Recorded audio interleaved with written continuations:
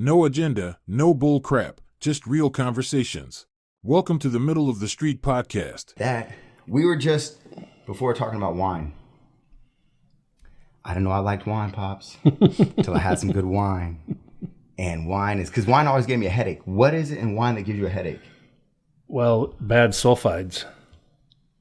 Bad sulfides. What's the difference? Well, so unrefined sulfides can really give me a bad headache too. So like cheaper wines or the wines that have way too much sugar in them give me a headache too.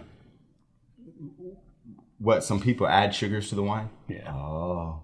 So the good stuff is just pure grapes. Yeah. I mean, it's just different grapes blended together. So you said you made wine. What does that entail? So we took like a Cabernet, a Merlot. We took all the different grapes of pure wines. Yeah. And then we blended them to what kind of blend we wanted in a red blend. So mine is I call it Killer Red. It's a really deep, heavy red wine. Goes great with cigars, goes great with beef. I mean, I like it with anything. Cheryl did hers is more of what's called Crafter Red. So it's a little softer. It's a little bit more like her taste. Okay. A little different. So what, different grapes make it more dark or more different rich? Grapes change flavor and even the weather of when those grapes are grown. Oh, shucks. Like, so, there was a whole bunch, when all the fires were going on in California, Yeah. that really changed the grapes, really changed the wines. Really? It's a really dry year. It really changes them. So that's why certain years of wines have much better rankings. So what's the best weather for wine? Or the grapes?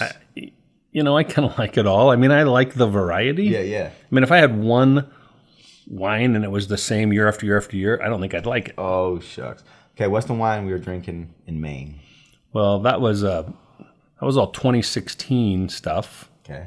So it was however many years old that would be. So 8 years? 8 years old. It was all cab. It was all different types of cabs, 3 different types of cabs. Okay.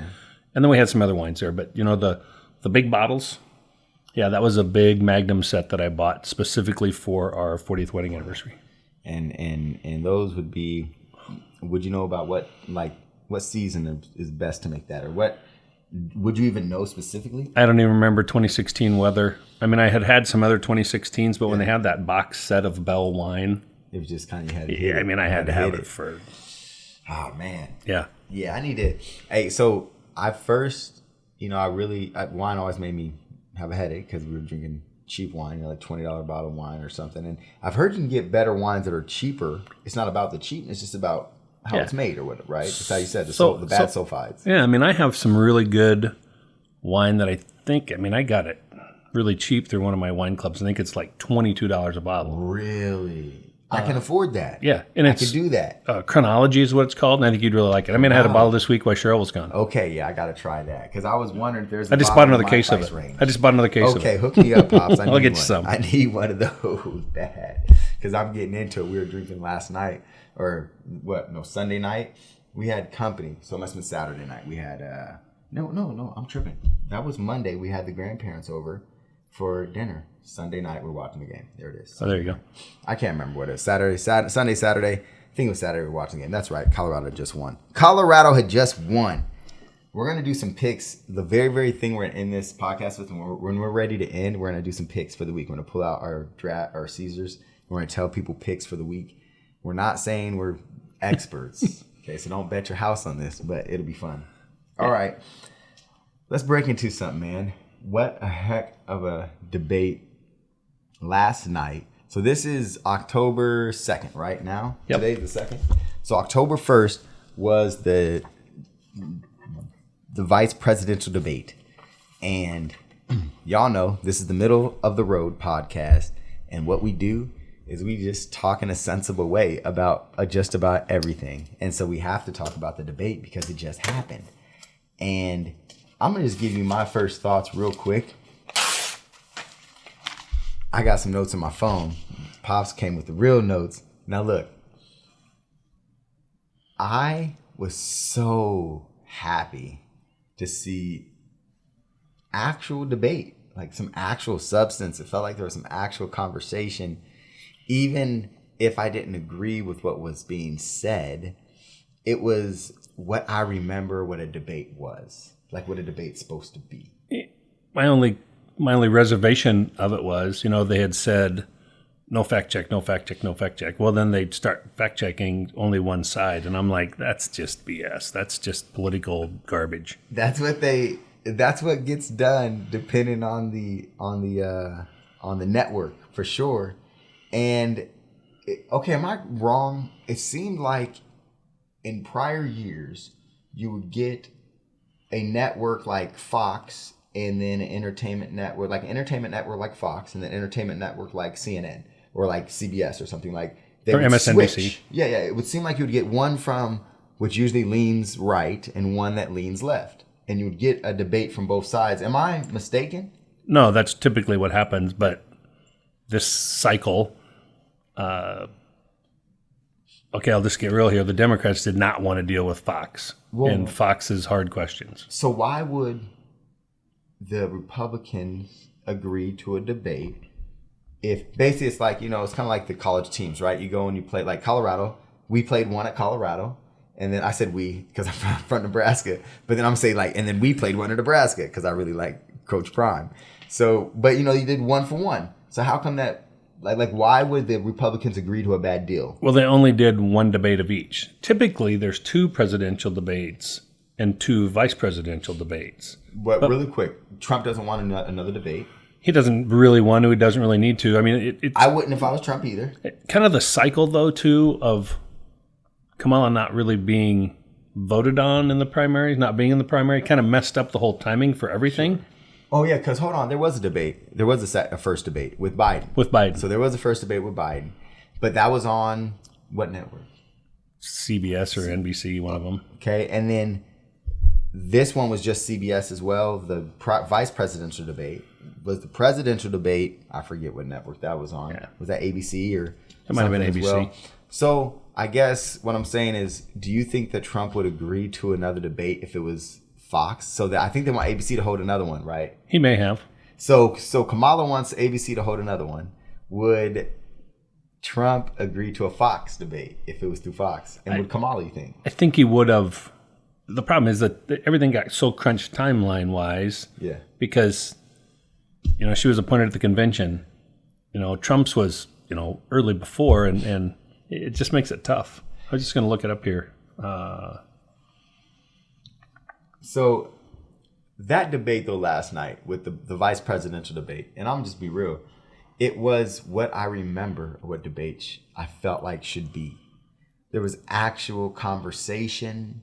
People said a few times, whether it was debate strategy or not, people said a few times, oh, I agree. Oh, I actually agree with those couple points. And whether that's more theater than sincerity, they actually were civil. They didn't call each other names per se. They attacked some policy. I don't think that Vance really even said Waltz's name. He just always kept saying Harris's name because, you have to, I see it. You have to dig that point in that he's trying to dig in. But I really was just surprised that they actually both talked about more policy and more substantial things, even if I didn't agree with what they were saying. It was refreshing. It was much better. It was a very civil debate. And I think I don't think those vice presidential candidates are probably as far apart as the presidential candidates, although, Sure. Waltz is way left of center.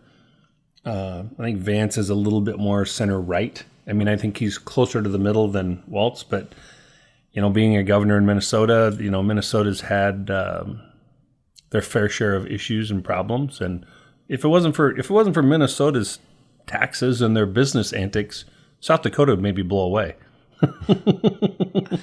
Big old South Dakota. But seriously, I really, really wonder here, really,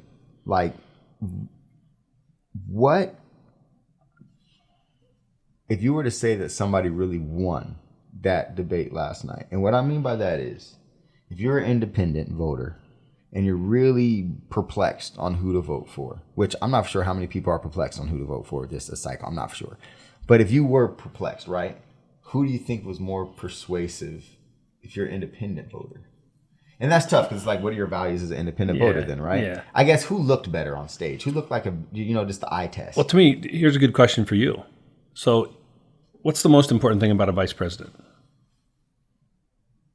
That's a great question. To run the country if something happens to the president. Okay, I would agree with that. I mean, I think that's the... To be ready. It's like your backup QB. What's the Yeah. most important? Okay, I want somebody who can run my offense. Want him to be ready. I want somebody who can run my offense. So if I'm running a spread, I want somebody that's ready to run a spread, right? So yes, okay, somebody who can run my offense. So me, based on that criteria, I thought Vance did a much better job.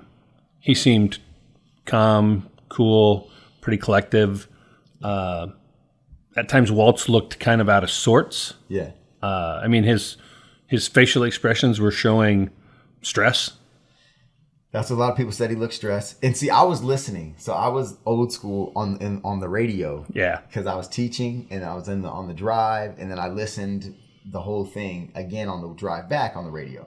So I didn't see, what America saw. Most people are going to watch it, of course, right? So he looked more stressed to you. Vance sounded like he could debate, man. He just sounded like, if you walk into a debating contest, right? He's a lawyer. He sounded like he was ready for it. Now, Waltz, I don't know. And I'm trying not to be biased with his performance just because if I don't agree with something that he's saying, or either of them, but it did seem to me when he was talking that he was less assured of what he was saying. Well, and then, like I said, a couple of the fact checks that really bothered me, they cut Vance off when he was trying to make a point. About what? The point was really, I believe it was on the abortion stuff. He was trying to make a point. But then, Waltz stated that, Minnesota has 20% of the fresh water in America. Yeah. I looked that up. They only have 5%.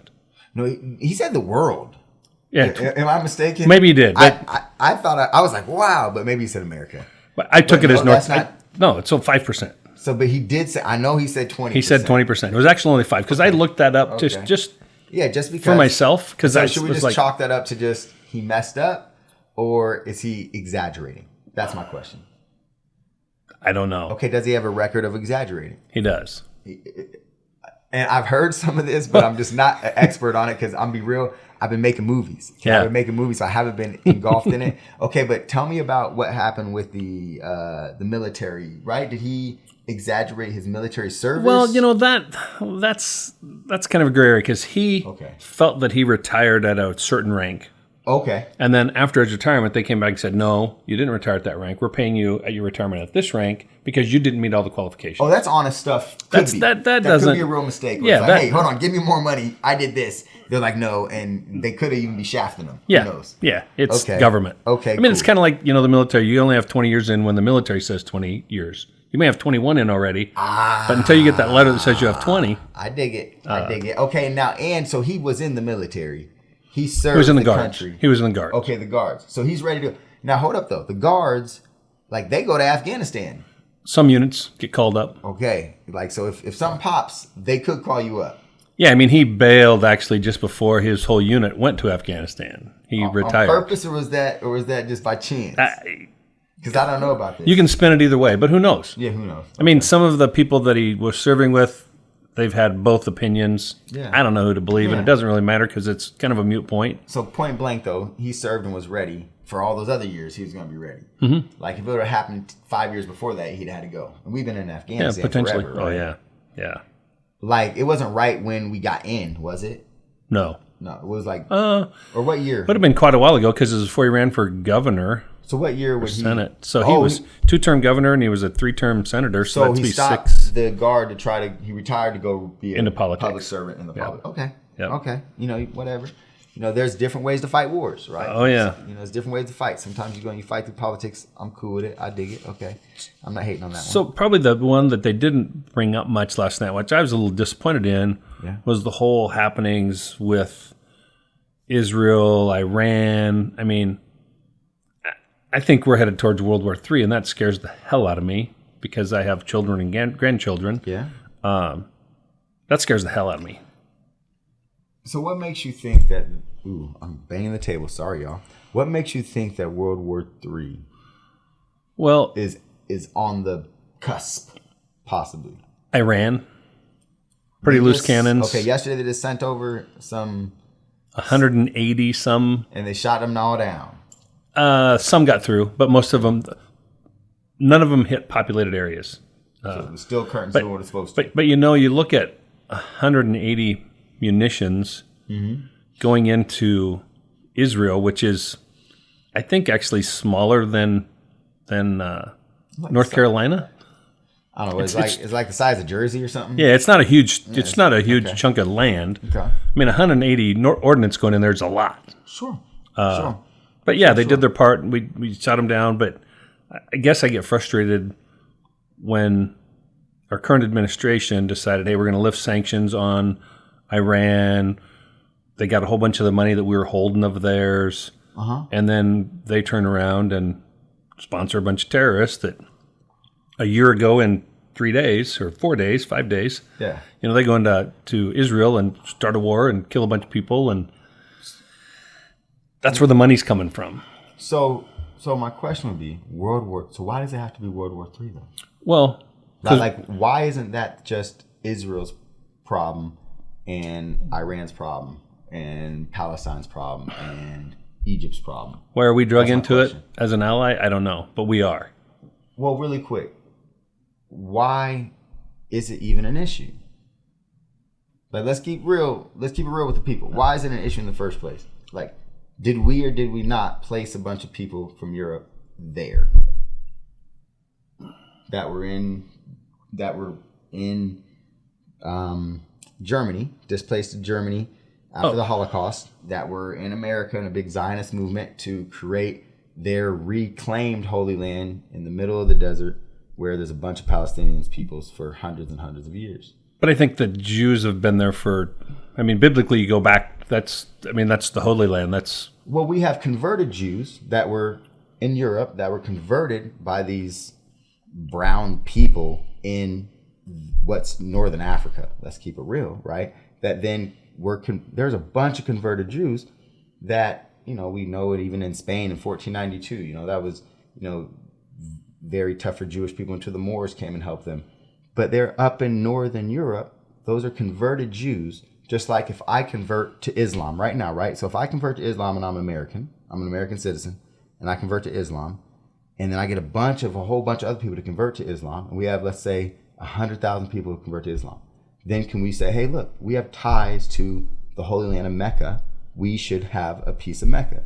Let's go get another state to sponsor us to go to Mecca because we converted to this religion of Islam. And it would be another war. And so what I'm saying is, why do we have to do World War III when we, let's keep it real. I don't know. Why can't it just be Israel's problem? I don't know why we, the U.S. government, is in the middle of it. I don't know why we, the U.S. government's in the middle of Ukraine. I don't get that. I don't understand. I mean, let's face it. We're currently involved with 2 proxy wars that have very little to do with the United States of America. Well, hold on though, because I want to bring this back. If Israel falls, and whether people agree with how I got to what I got to or not, because you may not agree with that, and that's fine. But that's how I've learned the history. And you can comment on different history. And please send us something else. And even drop a video. Drop a video in a comment. But if Israel falls, is it a threat to us, though, in America right now? Because you mentioned terrorism. You mentioned immediately, maybe not. I mean, long term, it could be. And I don't, our war machine in our country, if our country wants to retail or wholesale weapons to other countries, okay. They're going to sell them. They're going to buy them somewhere. They're going to buy them on the black market. They're going to buy them up front, however. But I don't think we should be giving them our treasure. Because I'm really trying to be middle of the road about this, right? And I'm trying to think, is Israel an asset to our safety or economic success other than the war machine? I think as a country, we've always been pretty good about freedom of religion. And I think that's probably what pulls us into it. And let's face it, I'm sure at some point it's money. But, I don't think that Palestinians should be killing Jews for no apparent reason outside of they want to take that little piece of Israel back. Or they want to take it. Back is tough for me because it's not the, well. Yeah. No, but you're right. But that's what they're trying to do. And that's what they Yeah. say. So let me not correct what they're trying to do. Yeah. Excuse me. So I'm always just so perplexed, right? Because, and I'm just going to switch because this has to do with the debate. So if we go to the border, because I'm always so perplexed. Because if we go to the border, and here's why I'm perplexed, and some people may think it's simple, but I don't know. Maybe it's not simple in just my head. In my simple head, it's perplexing. And so if we go to the border, and I'm going to just act like I live on a border city in Texas, okay? El Paso. And I have this beautiful fence in my backyard, and I have my 2 little girls, and they're playing volleyball in the backyard. And then I see 20 or 30 guys just jump over the fence and come through the yard, right? I'm going to be on alert. Right? I'm going to be on high alert. And I'm thinking, because just as a father, I'm thinking protectiveness, right? Like, who are these people I don't know? And I'm living in this upscale circle, and nobody walks in the circle unless people who live here, like, what's going on or whatever, right? So if I see that happening, right? Now let's say that even these people who really probably have some type of legitimate claim to the land, they'll be like, let's say they're like, no, Holmes, like, and I'm being real stereotypical, I'm just saying they're Mexicans, like, no, like, I was here, my people, like, this is Mexico, like, this was Mexico before you was even here, like, this is Mexico, this is my people's stuff, and I'm here. And they're like, I'm gonna take your crib because I'm here. This whole thing now is my resettlement. We're here. We have ties to this land. This has been our land for thousands of years. Now this is mine. That's why the border was drawn when it was drawn a long time ago. Mexico knows where that border is. U.S. knows where that border is. Mm-hmm. We're the only country that is allowing this mass migration. And it's not just, it used to just be Mexico and Central America. That's a small part of it now. Well, what would you be willing to do to protect your home and your fence line here from people coming over? Bang, bang. Okay, so anything. Oh, yeah. Okay. Now, is that not the same for the Palestinian people? The border was this. It was here. Other outsiders came and imposed new borders and then kept expanding them and kept expanding them. Like, there was no agreement to the actual indigenous people who were there. What I mean by indigenous people, I mean the people that were there for at least like 700 years. Like, but do you see that? Like how that they could feel like that? Like these people just literally came, and these Zionists, it's a Zionist movement. And I'm not saying it in like a way that's like a bad way or a slur or anything like that. Like, no, Zionism is a real thing, right? Yeah. So this Zionist movement, like in the 20s, before even World War I, we're saying, or before World War II, we're saying we're going to collect money, and they collected money to move over here. I need to drop the podcast. This dude that like explains it so well. And he's definitely empathetic to the Jewish and Israel cause. He's like super all for Israel, but he just has really great history on like how it became. Anyway. So, I just pulled this up. So the Jews returned to Israel several points in history, but including back in 539 BCE. And those Jews are not those European Jews, though. No, is what I'm like. They're different people. Well, it's so it's like me again converting to a religion and then going back. If you go back to even the U.S., yeah, some that came were Christian, some weren't. We've been a hodgepodge in our country since our inception of religions. But, So 530 BC. But those people, and I'm not sure how fast we can research this, the people that we would call the Palestinian people, how long have they been there? Well, Palestinian people they've been all over. But in that geographic area, if I'm not wrong, and maybe somebody can comment on us, but hundreds of years. I gotta grab a quick water. That's what hit. You know, it's just it's interesting. Would you say? 1 second here. Come on.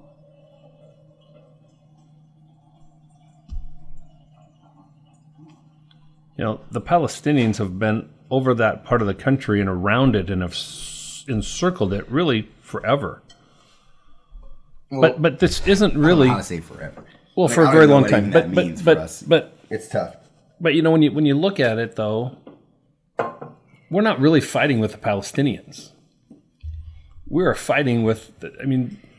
Israel is not really fighting the Palestinians. They're fighting Hamas and other terrorist organizations that have Palestinian roots. But isn't that just like saying that, like, if somebody's at war with America, they're not really fighting the Americans, they're fighting America, because the Palestinians have voted in Hamas consistently for their leadership, just like we vote in.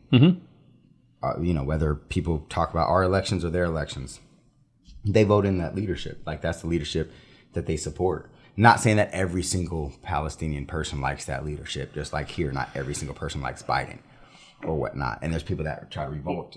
This is kind of interesting. So it says here, is Palestine a country legally? June of 24, the state of Palestine is recognized as a sovereign state by 145 of the 193 members of the United Nations. Yeah. So that's kind of weird. I mean, a lot of people recognize them except for, like, America.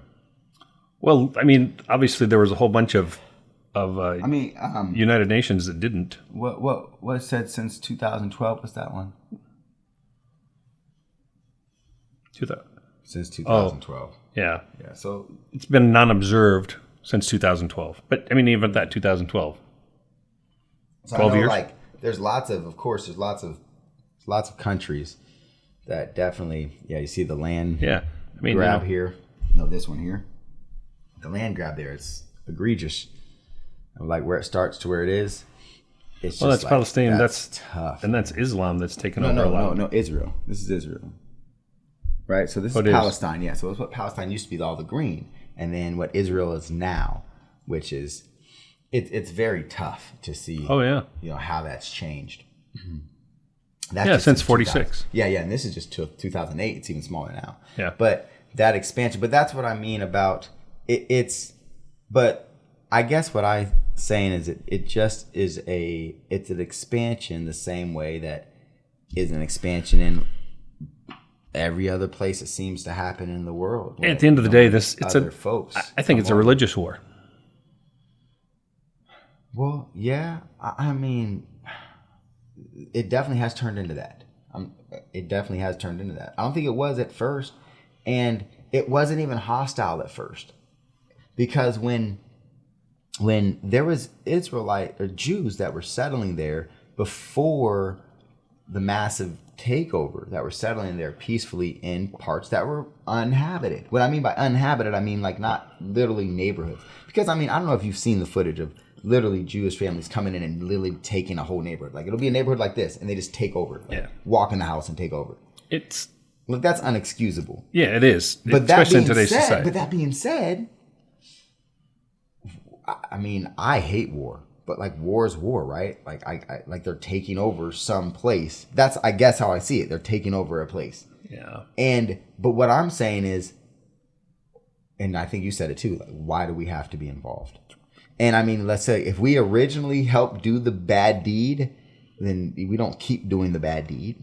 We just pull out and, you know, I guess like Afghanistan, just leave. Well, leave a bunch of stuff. But if you broad brush that whole Middle East area, they have been at wars, tribal wars, forever. I mean, same over land, over oil, the world, over whatever. Yeah, Scotland, Ireland, money. Yeah, the UK, Germany. I mean, World War II, World War I.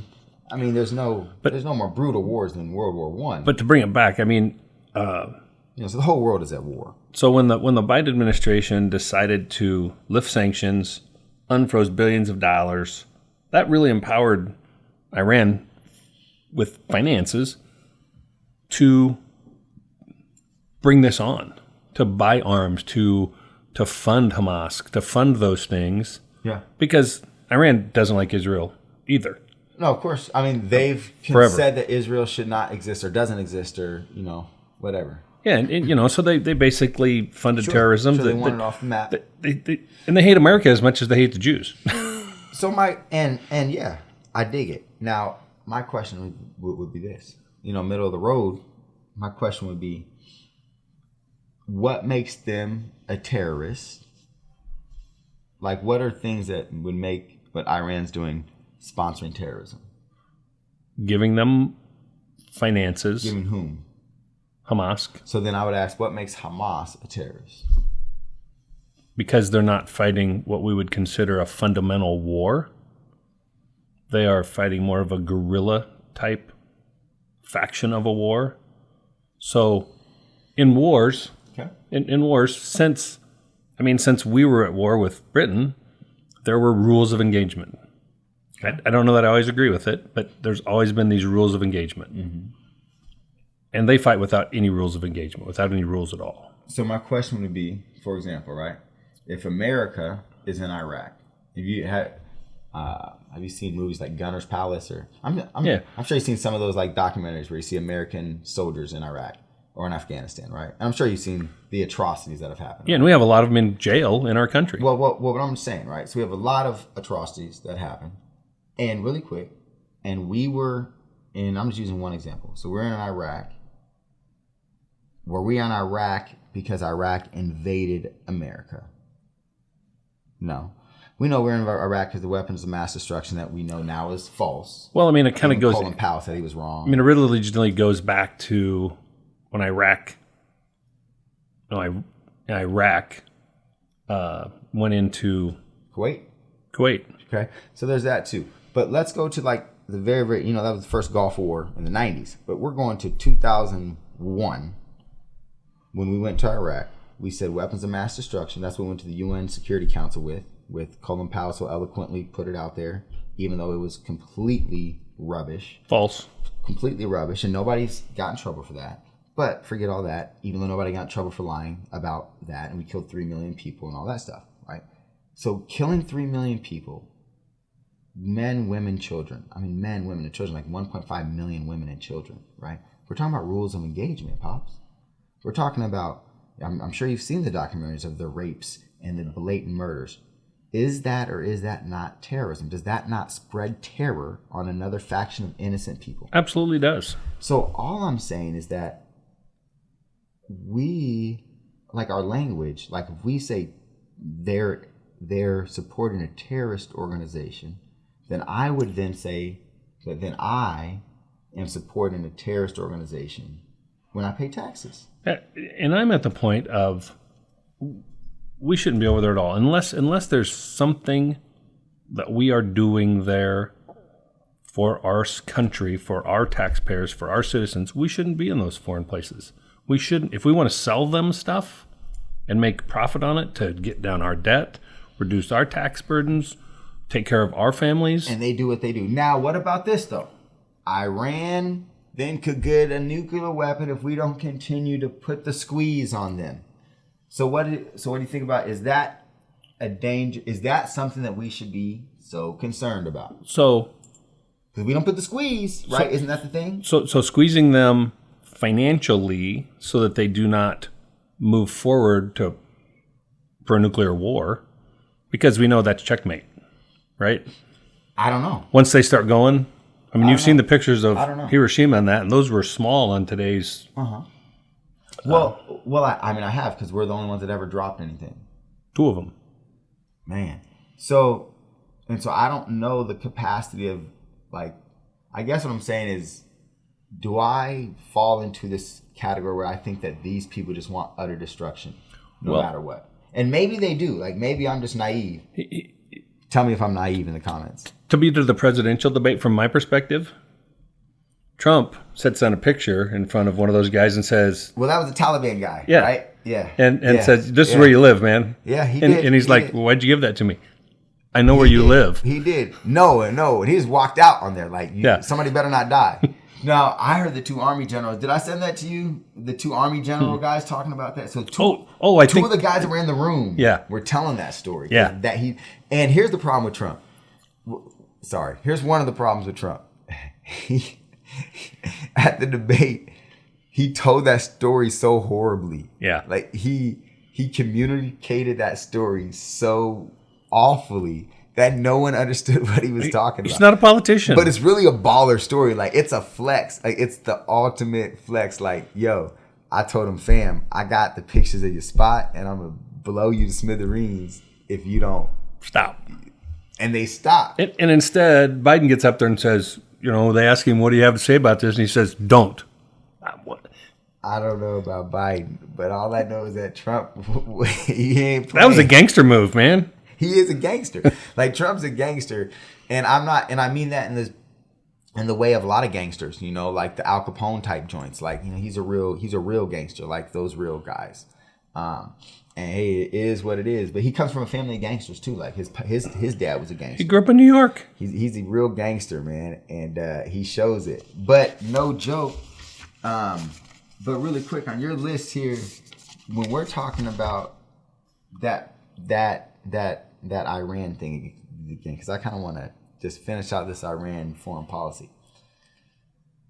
The difference in strategy with that, do you think that Ukraine even happens if Trump isn't president? Because he says this all the time. He keeps saying, I know it's kind of off the vice presidential debate, but he always says, like, if I was president, it would have never happened. It would have never happened. I don't think it would have, because I think he'd have told Zelensky or Putin? Well, I think he'd have basically told the UN, and the Security Council, we're not going to put these people in. Stop. We cannot continue to encroach on their border. Really quick for context, what you're saying, if I'm not mistaken, is stop pushing the fact of trying to add another country to NATO. Yeah. And that was in the original agreement, right? To not add more countries to NATO to encroach on Russia's border. They wanted the cushion. Yep. They want to, and Ukraine is the cushion. And stop trying to add them, right? So we think we're going to add them. Russia's like, well, let's annex more and more and more parts. So if they do try to add them, then we at least have this little cushion. We at least have the port. So they're trying to annex, and that's the Crimea and the other stuff. I'm not very good at that geography, but so that's what they were trying to do. And Russia, I'm pretty sure, didn't Putin say, like, look, if you just stop trying to encroach, we're good. We're not going to trip. That's what he said. And paraphrasing, I'm sure Putin didn't say we ain't going to trip, but just paraphrasing. But I think that's kind of part of the problem. So our Western Trump muscle would have stopped that. Oh, yeah. Hey, look, stop trying to encroach and do that. So why did the Biden administration, what do we have to gain by adding Ukraine to NATO? What is the Biden administration think, in your opinion, that we have to gain? Globalism. I mean, and I don't think we should be globalist as a country. We can have some globalist ideals. We can try to help on some things. We can try to help feed people around the world. Yeah. But we cannot impose our religions, our everything, our way of life on these other countries, because we're trying to change their history, which is much longer than ours. Well, that's tough, right? We're trying to add to them, but we don't even quite have our culture is still ever changing. It's really, and we're so different. Yeah. America's different than anywhere in the world. I've been a couple places in the world. Anywhere in the world. Okay, so let's stop trying to make everybody just play ball with us whether they want to or not. Yeah. Right? If they want to join the game, then we'll find a spot for them. But let's stop trying to bring the game to them. Well, and if you want to play, these are the rules. And if you don't want to play by those rules, that's okay. That's fine. Then go do you. Go be you. And we don't have to control your game. Well, wouldn't that be nice? Wouldn't that be nice? But if you encroach on us, or if you encroach on a NATO ally, okay, then hell have no fury, man. I mean, we're coming hard. If you're messing with our game, then we're gonna be at you. Now, when that comes to the border, because I'm gonna shift back to the border, because I made the comment about how I don't want people encroaching on my house border, and we're talking about what Kamala and them did to the border compared to what Trump was doing to the border, right? Why, or what route do you think is better? I think we are a country of immigrants. Okay. But I think bringing in immigrants for the right reasons as a country I mean, Trump always gets in trouble for saying, "Hey, they're emptying their prisons." Well, we now know that we have allowed 340,000. They give me one they. The United States. No. I'm sorry. Like when you say they're emptying their prisons. Because I heard Venezuela. Venezuela has. Is that what you heard? I mean, I don't know where all these Chinese guys are coming from. How far is Venezuela? Venezuela's. It's in Central far. America. Yeah, it's quite a ways. But it's. Hang on a second. I thought Venezuela was South America. Yeah, South America. Is it South? It's Wow. South America. It's now not that's Central it. America. Now that is a walk or a ride, whatever. Well, however you're going. What about all the Chinese? So it's 435,000 convicted criminals, and these are convicted criminals of murder, rape, drug trafficking, and human trafficking. Okay, I saw that stat. Where's that coming from? I looked it up. So we're gonna put the link in the comments because I saw that stat too, and I'm gonna put the link in the comments because I'm not for sure exactly where they came from, but I've seen it a few times. Well, the scary part about it is, But how do we know they're convicted felons? Like, how do we get that? I don't know where that information came from exactly. Wow. But so then I looked. So how many people do you think we have incarcerated in the United States? Well, a lot of people. Like, we're the number one per capita. So in 22, it was 1.2 million. So that's like almost half of our current jail population is running around. Possibly could be those very, very dangerous people. And last year, today, it was actually like 60 days ago, 90 days, we're at like 1.9 million people incarcerated in our country. We've went up that much. Now, how many of those are... From 2022 to now? Yeah. Hold on. Stop. Put another 600,000 people. Stop for a second. No. Okay. The Biden administration is in right now. Okay. Mm-hmm. I'm just saying. All right. For the people that are super uber liberal and all that stuff, right? And even like for the folks that are like the hard line, like, like me, like, I would consider I have a good, I would be like, I'm aligned with Black Panthers except for the socialism stuff. Now, for those folks that are like on that real like the new BLM stuff or whatever, and like hate the police, like don't want anybody in jail type thing. So you're telling me that Mr. Biden or President Biden and Kamala Harris as vice president, now it's 1.9? I misquoted you. I misquoted. Sorry about that. No, it's okay. Let's get it down. So it went from 1, 2, 3 year ending 22 and a 2% increase year end 20. So we went up year, it was 2% increase, which is 25,000 people. So then in 2 years, you could say another 2% could be 6%. So we're still locking up more people. Yeah. Now maybe locking more people because the grows, the population grows or whatnot. But still, I'm just keeping it true. It's a lot. In Biden and Kamala's America, 1.2 million people are locked up. Hey, how many under Trump? Now I want to know. How many people were locked up in 2019? Let's do that. Will it show us 2019? I want to see if this keeps on going down by 2%. If it's very, very, what's that called? Consistent. But however it goes, now when you look at places like, what's that, in Aurora, Colorado? So there's more. So Trump was out. So he actually, from 19 to 20, we actually went down 180,000 people. Went down 30,000 from 18 to 19. So during Trump, we were actually going down. Then in 21, it went all the way down to 1.2 million. Oh, so that's those guys at and 21. Then it's going back up. So, but at one point, so in 2019 though, there were more people locked up. Yeah. Okay. So hold on. I was just trying to make for sure that there was. He let a bunch out. There should Trump? Trump did. He did his last little thing. Somebody dropped some stats on who locked up more people in their 4 years, or the comparative 4 years. Was it Trump or was it Biden? I just want to know. Somebody hook me up with those stats. Now, beyond that point, Aurora, I was watching on YouTube because I like to watch a lot of anybody upload something on YouTube. So there's this guy, I forget his name. He's a really, really dope documentary filmmaker. He just goes around to the source. So if news says something, he goes and sees if it's real or fake or not. So when people were saying that these gangs were taking over Aurora, he wanted to go and he goes and debunk stuff, right? So he went to the actual apartment buildings. Did you see any of those? Did you see any of those I did. videos? Okay, so he went to those apartment buildings where those videos are, right? And there's, it's multiple apartment complexes, like kind of like a quadplex of different complexes or whatnot. And he goes and he just talks to the people there. And I would say 95% of the people he talked to were like, it's not safe here. Yeah, there's gang activity. Yeah, something's happening. Yeah, and most of the people he talked to as well was mainly immigrants. Then he talked to, a lot of them were just good family people fed up. Like, yeah, this is crazy and this is dangerous. And then people you could tell who were born in America, they were like, bro, I'm moving out of here like right now. Like this stuff's crazy over here. And then you could tell other people that were afraid to talk about it, that obviously knew about the gang stuff, but were afraid to talk about it because they didn't want to talk about it. And when I say gang stuff, I'm talking about real cartel stuff, right? Yeah. And so it's really, truly happening. Like I seen it like on the YouTube guy.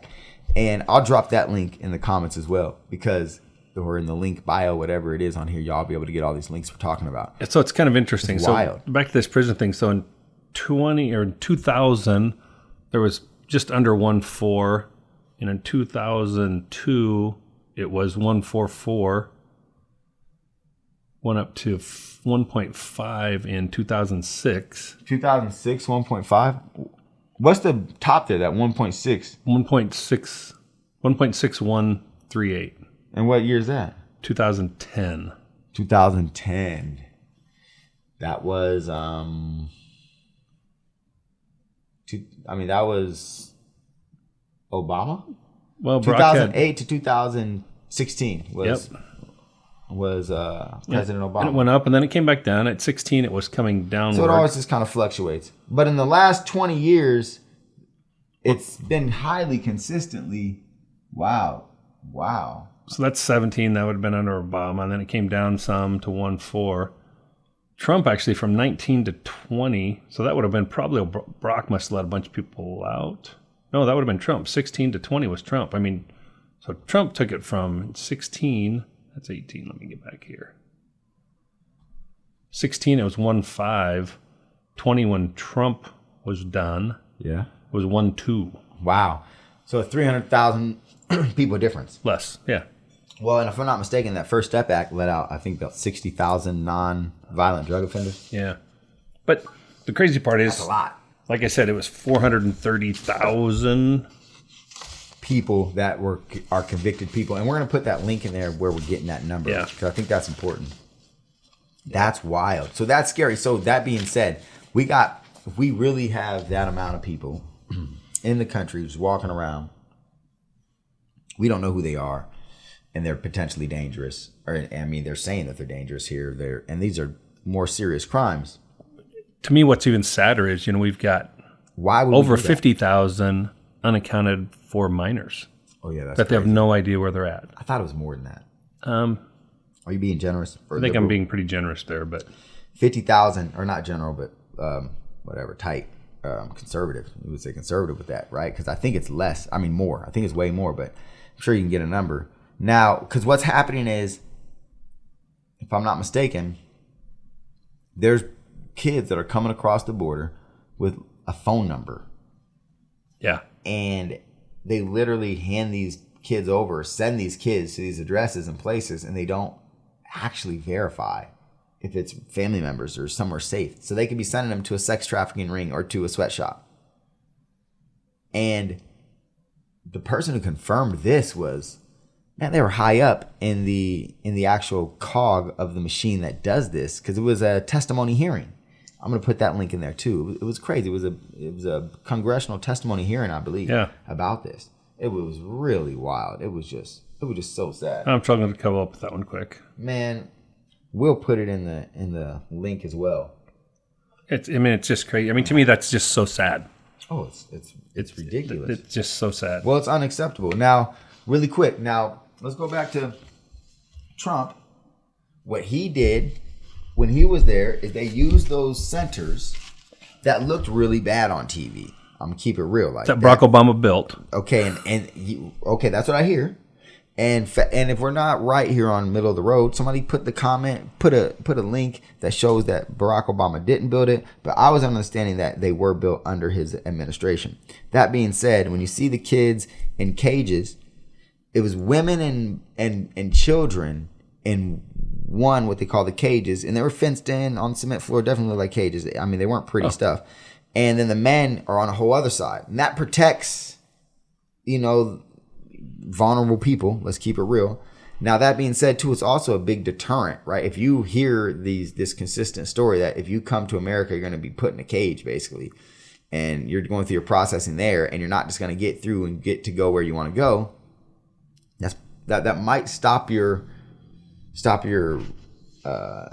I guess your momentum to try to get to America and saying, you know what, maybe I don't want to go that bad. That's not the route I want to take. I need to take a different route. And I understand that these people, a lot of people, very honest people coming from very dire situations and want to get to America, who doesn't want to get to America? It's a great place. It's a great, wonderful, amazing, ugly, crazy place. Opportunistic place. It's a beautiful place. Like Cat Williams, like he'll go to a city, be like, this is the most beautiful, amazing, ugly, ratchet, crazy city I've ever been into or something. But literally, like, everybody wants to go to America now. What's really weird to me, and I didn't really get this fully until I started going out the country. And until really, first time I went out the country was because of you. I went to Jamaica. And I had to understand, shout out to Jamaica, 7 Mile Beach. Great time, man. Grill. Now, imagine trying to get back in the country is a whole different experience. Like, when we're trying to get into Jamaica, it's so much more strict. So much more, I feel like, so much more hassle getting into Jamaica and all the questions that they had and all these things. And then, getting back into the country, they make sure you have your passport and all those things or whatever. But I felt like it was much more stringent in Jamaica and took more time. Then when I went to Africa, in 2 different places in Africa, it was much harder to get through their border patrol or their, all the rigmarole you had to go through. Like, everything was it felt like much more secure. And it felt like it was, so I just don't get how, and I know we have a lot of border, right? But we have a lot of money. Well, this is amazing, though. I mean, I think about this. So it would have been 18 years ago when I took my son to Canada fishing. Got passports. Cool. I didn't have a note from his mother that I could take him out of the country. And it was a big problem. I mean, it probably took us an extra 40 minutes to get into Canada with my own son because I didn't have a note from my wife, his mother, to take him there.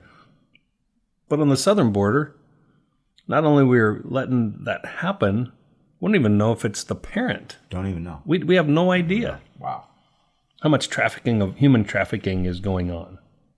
No, 100%. Because they said too, even taking our granddaughter or your granddaughter, our daughter, because we split up the second Jamaica trip, so that she flew with you, and we want to make sure we had a note even then because of what they say the rules are. And so why are the rules more strict for American citizens to move about where they need to and how they need to than for people that aren't citizens to come into the country in the first place?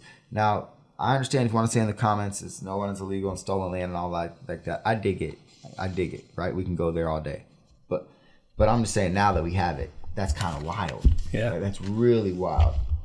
Now, borders. I've been in a lot of different places on the Mexican-American border. I walked over to Tijuana, I think at like at 2 a.m. one time. Now, in San Diego, I've never seen more robust and intimidating looking border walls ever in my life than in San Diego. And is that not one of the most liberal cities in the world? Like leading cities in America? That wall goes out into the ocean. It literally, I know. Literally, because they didn't want Baja California to get any of that good stuff. No, it's really wild. And it was 3 levels sometimes, right? And so everyone that, I guess, talks against the walls or don't build the walls, they think that's a waste of money. And Trump got a lot of hate and disdain for the wall, for build the wall and all that, and making Mexico pay for it and all that talk, right? But I guess what I'm saying is, then how come when you go to San Diego and you see those big border walls, how come there's, why y'all spending big money on border walls? What's the deal if you don't want to walk? What's the first thing that happens when there's potential any trouble in Washington? They put up fencing and walls and barbed wire and stuff around our Capitol. The People's House, right? The People's House. There you go. The real big ones. Now, Yeah. So I mean, that's rough. Now, what do you think about this? And a lot of people are going to hate on this, right? This is going to be a lot of what I mean by a lot of people are going to hate on this. A lot of people hate on Vance, and it'll probably be a Democratic commercial real fast, a Democratic Party commercial, when he wouldn't admit that Trump lost the 2020 election. Yeah. What do you think? Yeah, I mean, I think it's going to be, Should he have admitted that? if he doesn't believe it in his heart, no, he shouldn't admit it. Okay. I mean, the guy needs to stand up for his beliefs. He shouldn't do the political thing and do that. Yeah. But it was noted, that was something else that was really funny last night. You didn't watch it, but when Waltz says, they're talking about school shootings, and I was with the Sandy Hook parents, and I'm friends with shooters. And I was like, did he really say that out loud? Did he really say that out loud? I mean, wow. Like the conspiracy theorists could go a lot of ways with that. Yeah. You mean it like that? Like, I'm friends with the guys that are... What I thought was how he went back to saying I was from, I'm from Nebraska, and I used to go pheasant hunting after practice, and I have my shotgun on my pickup truck to go pheasant hunting after football practice, right? When he said that, it just... whether it's true or not, right? Because it probably is true, but it just felt so scripted. It felt so like, this is how I'm going to connect to what I think are, he's the same age I am. Okay. Okay. Yeah. So when I grew up, I always had, when it was hunting season, I always had a rifle and a shotgun in my vehicle. Yeah. And I would literally go walking pheasant hunting in the morning before I went to school. Okay. And I'd be late if I got something shot because I needed to clean it and get it in the freezer. Now, here's my question then. How many kids, when you went to school, were on psychotropic medication? Psychotropic medications, who were taking lithium, or were taking some type of methamphetamine, or were taking some type of, I guess, chemically psych drugs. distorting drug. No. Okay. And so thought it was kind of strange how he talked about how great that past was, where he could have a shotgun in his truck. And and you grew up small town Nebraska. Yeah. So you probably share a lot of similarities in that. We're like, hey, that's definitely valid. Like, we do that, right? Yeah, we did that. And that was our life. And okay. And so I thought it was really weird how he wanted to brush off and didn't want to give any validity to the crisis and epidemic that is the mental health problem that we have, that does attribute to crazy things like mass murder and suicidal thoughts and homicidal thoughts that are even on the back labels of these specific drugs that these people are taking. Well, and then the amount of people that are taking the drugs that do the shootings, the percentage of people that do the shootings that take those drugs. Yeah, exactly. But he brushed that off, and I thought Vance brought that up in a sensitive way, in an eloquent way, I thought. Yeah, he was just, I thought he was being very real. Is, the problem that we have is we have a real mental health problem, and how we're dealing with it is our problem. It's not a gun problem, which is kind of what I have said all along. It's like, the old adage, guns don't kill people, people kill people. But Walt says, no, sometimes it's just the guns. Yeah. So I remembered that. Yeah, he did. Saying, he said, no, sometimes it's just the guns. And I haven't seen that yet. Somebody's pulled the trigger. Sometimes. The crazy part about it, we keep talking about ARs. Okay. Because some people think that actually is automatic rifle. It's not. It's Armalite rifle. Armalite. Armalite rifle. Help me out. What? It's the brand. It's like a Colt 45. Oh shucks. Okay. It's Armalite rifle. It's not automatic Hey, hold rifle. on. So wait, when you say Colt 45, you mean like the gun or the beer? Yeah, well, Which way do you take it? When you say go Colt, either way. like the 40 ounce, Like Colt 45. Mickey I know Big what you're Mouth? talking about. Okay. Yeah. But you know, it's brand. I mean, you know, but yeah, and people Like- say it's they like look tissue. scary. It's like Kleenex. Yeah. Okay, I get it. It's like, you know, they look scary. Well, Oh shit. when we really look at the problems Yeah. with firearm deaths, it's pistols. Handguns. And it's handguns, and the biggest percentage of them is really suicide.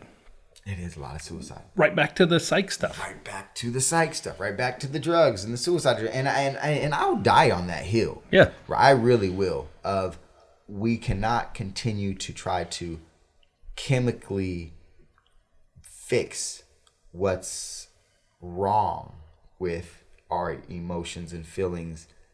There has to be other forms of support for that. You can't take a pill for everything. Not always either. No. And it could be a supplement or an addition to, right, some treatments at a small scale. But right now, it just seems like it's way out of hand. It is. And it is. And I'll be honest, there should not be a depression pill or a psychotropic pill that has a side effect of homicidal or suicidal thoughts. If that is a side effect, it should not ever been allowed by the FDA. That is a side effect. Why is it on the shelves? Exactly. Like, you know, that makes no sense. Any medicine that has a side effect of suicidal thoughts, why, Sway? Like, how, Sway? How is that even a thing? So, yeah, I think that it does go back to there. But let's stay with Second Amendment, because how important is it to keep the Second Amendment intact? And what I mean by that is not giving up any ground. Not allowing, because how I see it, I'll just say how I see it. Like all things, once you start to move, I think it continues to move. The momentum continues to go. And so if you start to move on banning this, banning that, banning this, banning that, I think it just continues. Until we enforce our gun laws on the books, all of them, I don't think adding more laws help. Could you give me an example of a gun law that we don't really enforce? The background checks isn't really. I fill out the paperwork. If I'm buying a single gun, it stays at that place.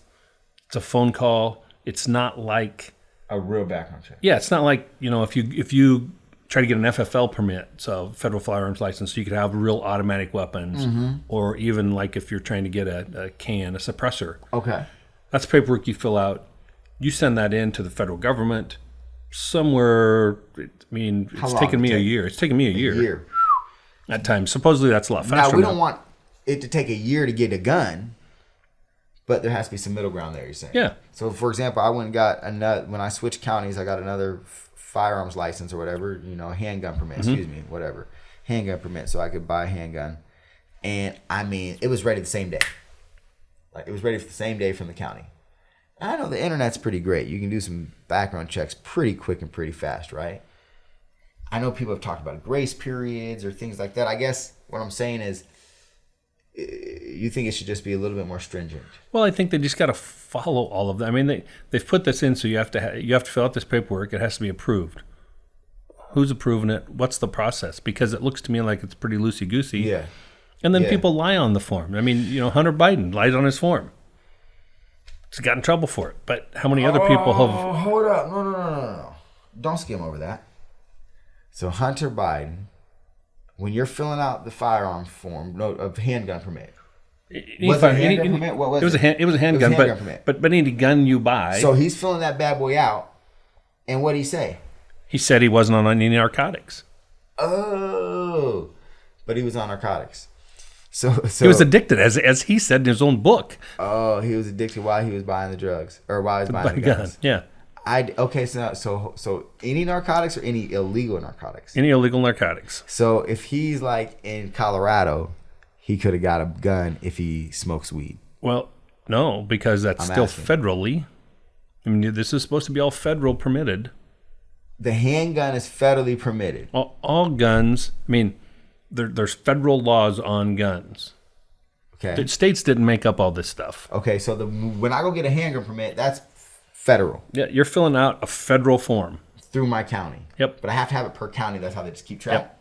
So, It's basically because the sheriff then has to sign off on it. and I'm wondering if, and I'm trying to think on that form if it asked if I was on, if I it was under or just used any narcotics. I think So if you say addicted to. addicted to maybe in narcotics. Yeah, I want to see one of those forms. I got to remember what the form looks like. I want to see one of those forms now. I haven't filled it out for a while. So homeboy lies on the form, and that's then a felony. Yeah. If you lie on that form, that's a felony. Now, like for example, there's like a black girl somewhere right now in jail because she lied and said that her kid, that they lived at this other place, so her kid could go to a better school district, so she get a better education for her kid, and she's in penitentiary right now. And Hunter Biden lied on this form for a gun, and the brother's free on Air Force One, y'all. Well, it's not what you know, it's who you know. It's definitely, Well, it's I just- dig it. I'll call it, man. It's bullshit. I mean, yeah, I dig it. I mean, there's a lot of it. It's me or you, I dig it. we'd be in deep shit. We would, unless my pops was the president, and then I would expect to be on Air Force One still. Okay, I'm just keep it real. Like, cover for me. Like, look out for a brother. Like, Are you ready to shift gears on something? what you want to do? Well, Holler at me. this is one thing that's been kind of, we keep talking about taxes and the no tax on tips and no tax on Social Security. I want to talk about Social Security a little bit. Hold on, just let me because, do a prerequisite. Pops knows about taxes and stuff. He really does.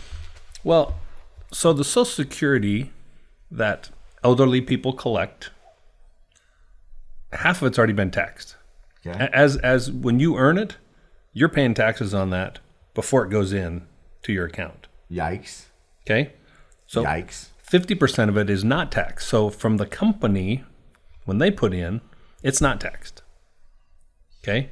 It's a write-off to them. It's an expense. It's a business expense. Get it completely right.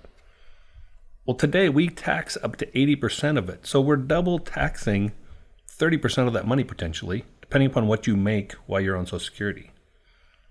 Pisses me off. Whoa. Whose policy is that?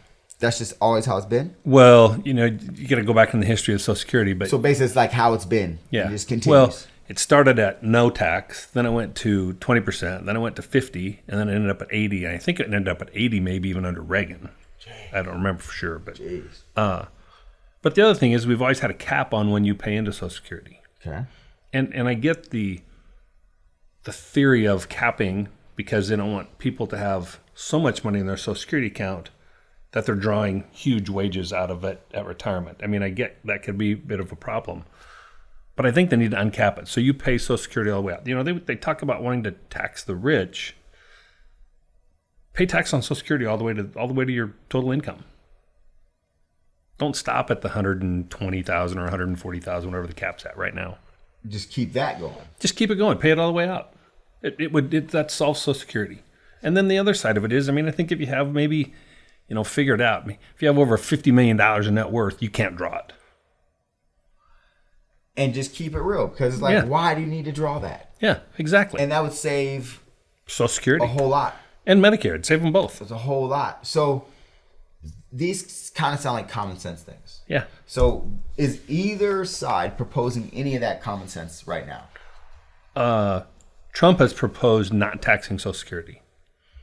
The back and forth on the cap thing has been a debate still. Yeah. Which I don't think it should be debated. And there was a time in my And what's the percentage that you get hit for the Social Security? Like, what would that be? 7.5%. It's like 7.5% is what we're getting hit. And you just keep paying the 7.5%. So right now, if I make $1 million, I only get hit that 7.5% on that 120 or 150. What you said? Yeah, I was just going to look at what that is. That cap is. So why? So that seems like a simple thing. Just keep that going, and that could be a lot of extra money. So you're talking about someone like Elon Musk. If he brought in $1 billion this year, he would pay the Social Security tax on $1 billion. Well, it depends on how he brought it in. Because it's only on earned income. Well, those guys are smart with all that. So it's in 24, it's 168.6. Okay, 168.6. But still, if I earned $1 billion this year, well, why not pay 7% on the Social Security? You're saying? Let's just say so you got somebody that's making $1 million. So on $832,000 of it, he's not paying any Social Security on. Social Security tax. Nor is his company. So why not just? So when they talk about taxing the rich or taxing a company, That's how you hit it. to me that's the easiest. That's how you hit That's it. the And it easy seems way. kind of fair. And it solves Social Security. It seems very fair. Across the board now, big companies don't want that, Pops. I know they don't want it. I get that. But here's what I'm trying to say is tax the rich. So like, why won't Democrats force that hand when they have control? Well, and that's Well, who are their donors? who. Well, big companies, right? But who on either side of the aisle That's what I'm saying. Republicans too. Who's the donors? could say not? Who could make a case to not tax it when you lobbyists- draw it? The lobbyists who pay the bill or who are getting the bills paid. And to pay it all the way out. I mean, if you want to tax a company, that's the easiest way to tax a company. I mean, it seems pretty. And 7.5% isn't that killer that, And I've said this for a long time, and it was going to cost me money at that point because I was above that. Yeah. But I was okay with that.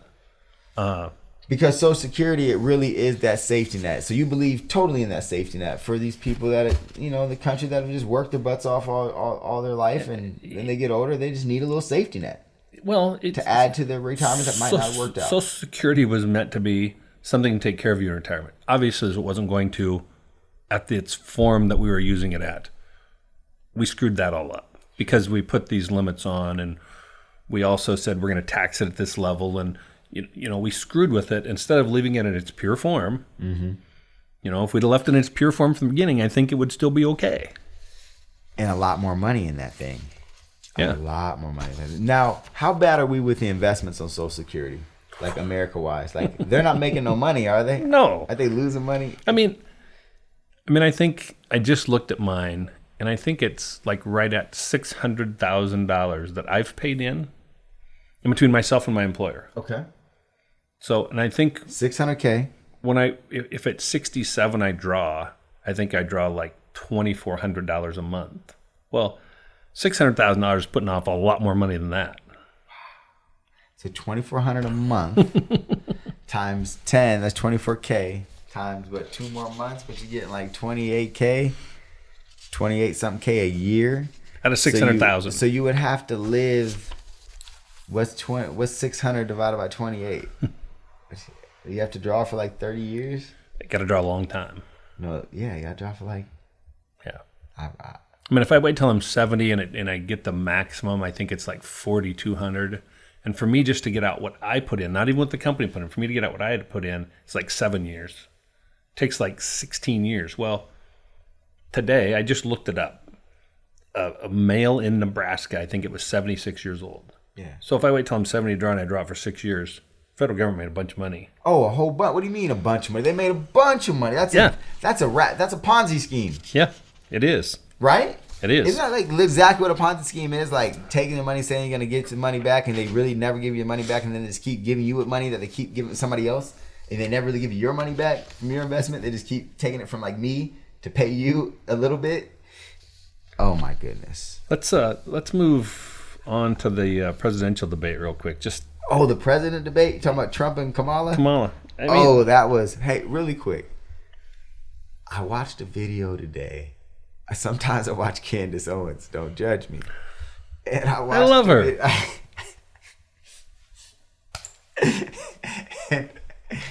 And she was talking about Kamala's maybe grandma.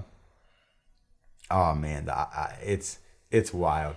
That's a whole wild thing. I don't know. the Irish part? Yeah, the Irish part. But it's like, I'm half Italian, so like I just call it like it is. No, but really quick, I just want to say this about Kamala. However you identify, okay, when she was at Howard, if she was saying she's black and she get pulled over and she's treated like a black person and all that type of stuff, then like, she's black, like, so that's what I'm saying. Like, she's been identifying as black, like, I'm gonna leave her alone and she's black, right? If there's something where she was before talking about how she wasn't black, then whatever. I know I've seen videos of her saying she's like the first Indian vice president, but you can say that, like, if I was to say like I'm the first Italian something, it doesn't make me not black because I've never denied my blackness. Now that being said, that's all I gotta say about but that's funny stuff. But what you want to say about the debate? Well, the debate was rough. I think Well, I thought that it was rough. I lost a lot of respect for David Moore. What was that? The mediator He guy? was, yeah, because he was only fact checking Trump, and I just think anytime it was ABC that did it. But wasn't that the whole agreement that they had only fact checked one side? Well, that's how it ended up being. Well, Kamala said that there's no troops in war or in like a battle situation or in harm's way or something, like in the first time in history or for a long time we have no troops, and it was like a flex, but there's troops places everywhere. People were like making YouTube videos like, what the heck, like, we're right here. Soldiers were like, Yeah, what are you doing, man? Are you serious? Are you serious? You just said that? Why am I here? Why do I have all this sand in my boots? That was rough. Yeah. Like, that's not cool. No. Why would you do that? And I'm really tired of hearing her talk about everything goes back to, well, I was middle class. Yeah, she's middle class. You know. I saw this meme, but somebody was like, Kamala, so what's your favorite color? She's like, well, and then it cuts to her. I just want to say I grew up middle class. And it was like, it was pretty funny. Well, you know, and doing something from a childcare standpoint, I mean, I completely get that, because that's probably one of our biggest problems of underemployment is that childcare costs are expensive, really expensive. So I think we do need to do something there, but I think it has to have some good guidelines to it that are solid, and it doesn't just become a reason to have more kids so you can get more money and continue down that path. You know, the same, you know, she got all over Trump about the taxes. And so I actually did some looking real quick yesterday. So the top 50% of tax filers earn 90% of the income. Wow. That was shocking. Top 50% of tax filers earn 90% of the income. Yeah.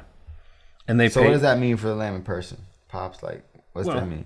You're talking about the richest people paying the most taxes? Well, they're paying 90% of it, but I also found it crazy that that they're paying like 90% of the total taxes.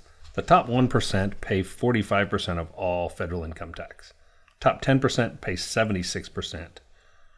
So when we're talking about tax on the rich, They already pay 76% of the whole tax of bill. the total bill. Of the whole bill. Okay. Okay.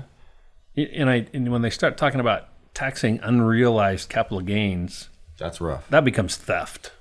That's rough. So that's like really quick. That's like if I go and I buy a parlay for $100 parlay that could pay out $12,000, then I'm gonna get taxed for $12,000, even though the parlay didn't hit yet. Is that essentially kind of what it is?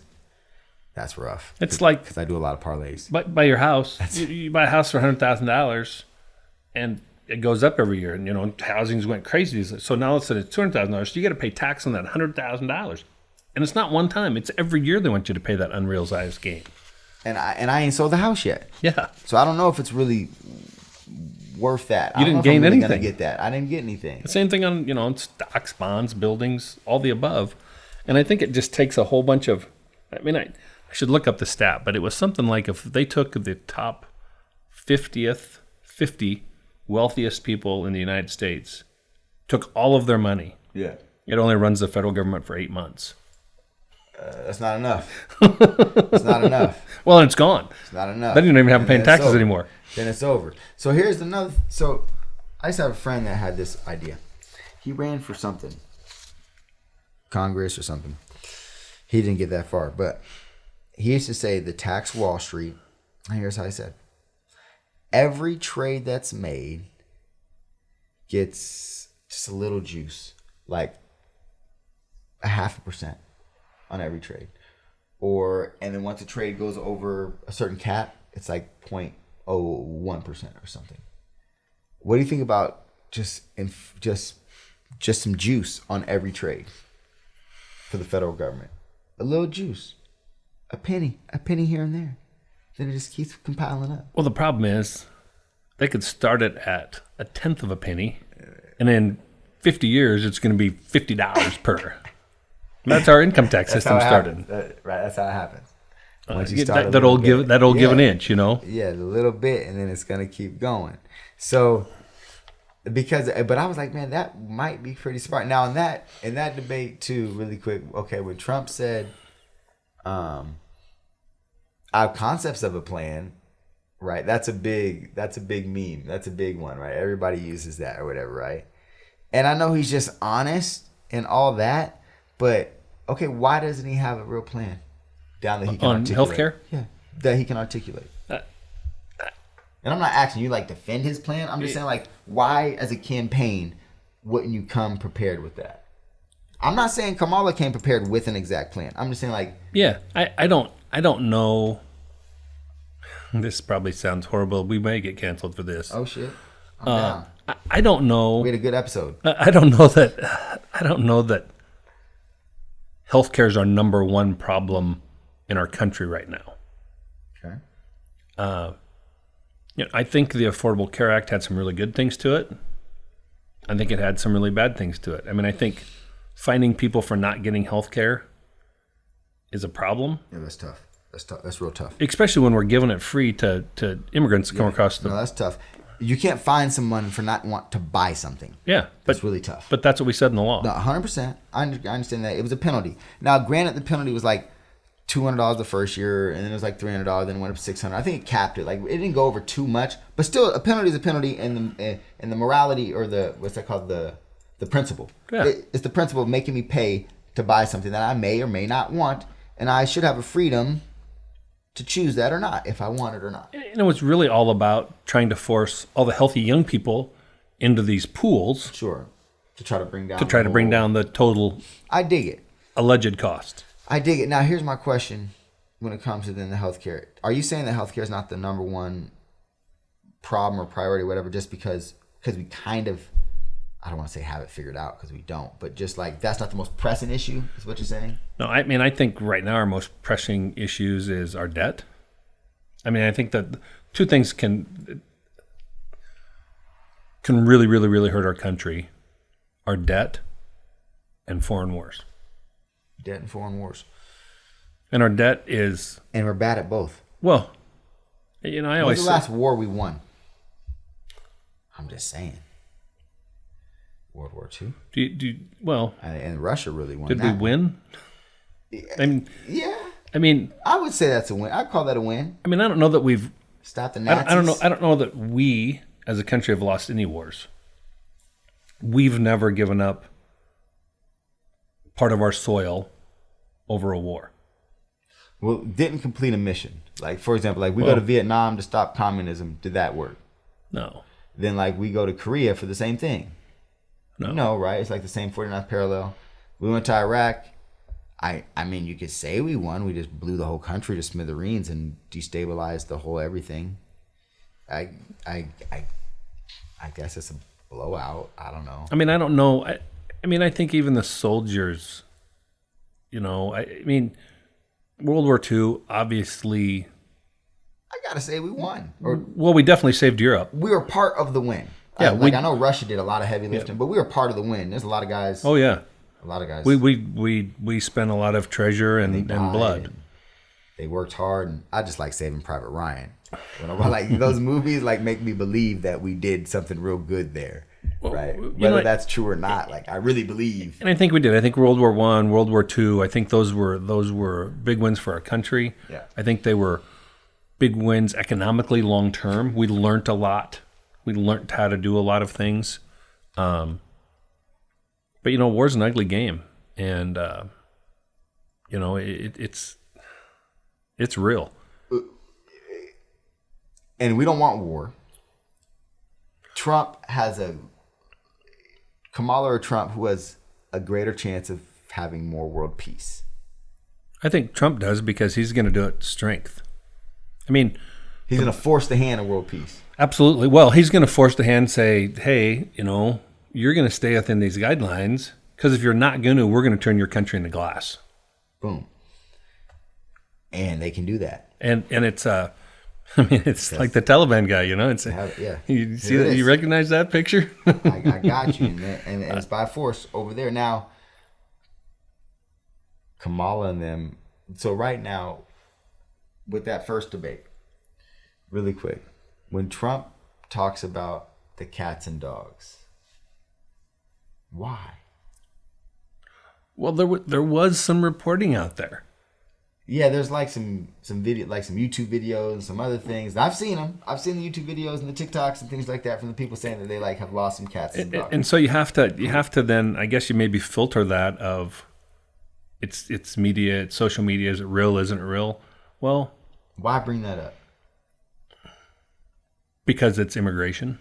And he is one, and it's just it seems like even if it was an isolated thing and it's true, right?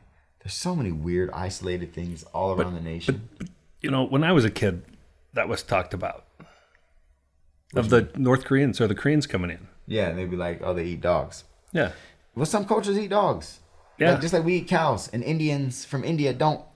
Like, it's like sacred. Like, yeah. They would never eat a cow. And I dig it. But, right, and won't you know enough to know, though, that, like, bruv, this is going to be the worst soundbite in history. So that just shows that he just really don't give a... He is not a politician. He gives no Fs. He's not a politician. He's a New York... Gangster. At heart. He's a gangster. West Side. I mean, that's why... you think about the awards that he received of all the great things he did for black people, and then he's instantly, when he runs for president, you're the most racist person we've ever met. Well, yeah, the media said that. Yeah. The media said that. And, you know, a lot of, I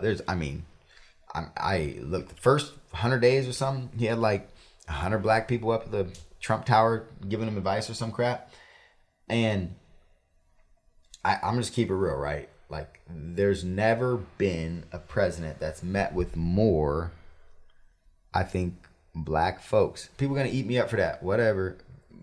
Then put it in the comments, like, put the facts, put the things of how many black folks that they met with today. And they'll be like, oh, he didn't meet with black important people. How do you know who's important?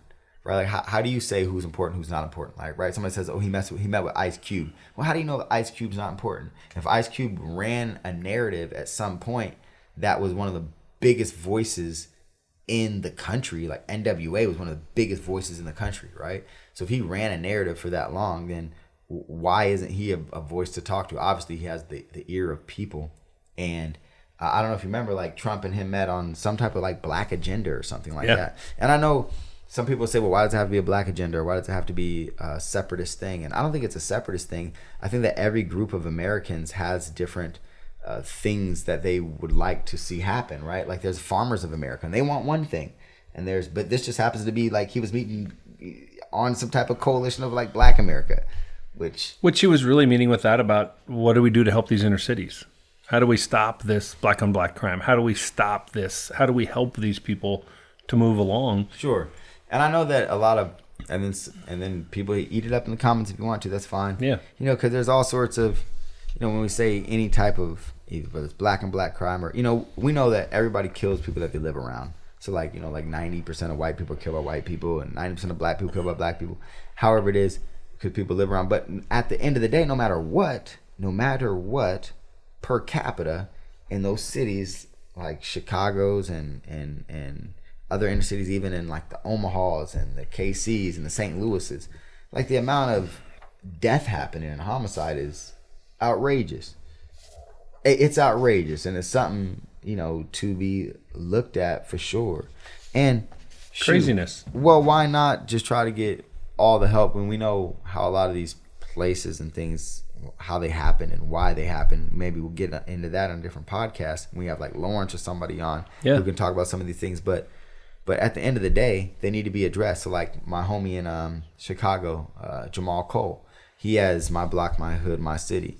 And he works with that specifically of, like, stopping the culture of homicide, of just killing people. Just like the Wild Wild West homicide culture of just bang, bang, shoot 'em up, gunslingers and stuff, right? That culture has to be changed, which are in some of those neighborhoods or some of those inner cities and things.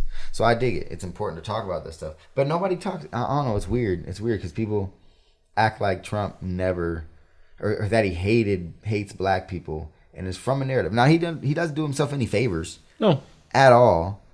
But I guess that's like not pandering. which I think is kind of cool, like to not pander to me. Like I'd rather you just keep it real. Like I don't want Trump to come and be like, "Yo, Ish, what's good?" Like no, like that's not how I want Trump to talk to me. If I was to talk to Trump, I want him to be like, "Hey, how you doing?" Like I don't want him to talk like he's trying to be like he's me or something. It's weird. Yeah, he doesn't change his voice to his audience, which he doesn't. Look, I'm waiting for Lawrence to come talk about that because I was hating on Kamala for that. When she goes around the country and she talks to different people, she hates, like she changes her voice. But that's one way I do believe that Kamala, like if there's one thing that tells you Kamala's black, it's because she's code switching. And if you're black and you're watching this, you know what I'm talking about, code switching. It's an important part of dualism. I think and W.B. Du Bois talks about this to some point. I think I'm taking it to another fringe point. But, like if I'm talking with my friends, right, in a certain vernacular, I'm talking a little different. Like if I'm talking with my homies, I'm talking different. To where if I'm talking with you, to where if I'm talking to, it's different. Client. It's different if I'm with a client. It's totally different. If I'm in a big board meeting, it's totally different. And then I'm be real, I'm really bad at this. But if I'm talking to like let's say if I'm talking to someone from Mexico or from something, right? And they're kind of speaking like broken English. Like I'll start speaking broken English for some dumb reason too. I'll like switch and have like a little Mexican accent. It's the stupidest thing in the world. But the same thing, like if I go down south, I just automatically get like more of a southern twang. When I go up, like I was in Minnesota and we were like, hey, like Minnesota. Like, we just do dumb shit like that, like for no reason. But all jokes aside, there is something behind the code switching, which I guess I had to stop hating because I was hating at first, and my homie Lawrence is like, "Bro, you code switch. Like that's what we do out here." And I'm like, "Okay." So that kind of like added to Kamala's, I guess, blackness. That's so stupid to say, but really, I don't buy the cooking greens in the bathtub though. I don't know if you've seen that. That's ridiculous. That's ridiculous. But what else from the debate, Pops? I'm taking it to a weird place. It did not all of it came up in the debate, but the Roe v. Wade thing, and oh, this is tough. It's a really tough one. Well, that was the second one too. Like the vice presidential debate, I loved their conversation. Yep. On abortion. That's a weird thing to say. I love their conversation on abortion. I appreciated their conversation on abortion. Yeah, I appreciated the actual debate. Yeah. I mean, I personally, I'm Catholic. All right, I'll preface that out there. But I personally think that the states should have more decision-making over a lot of things. Not just that, but a lot of things. States should have more power than the federal government. And as the Roe v. Wade and the mantra is straight up, it's women's rights. Well, at the same time, that's why we had Title IX. Yeah.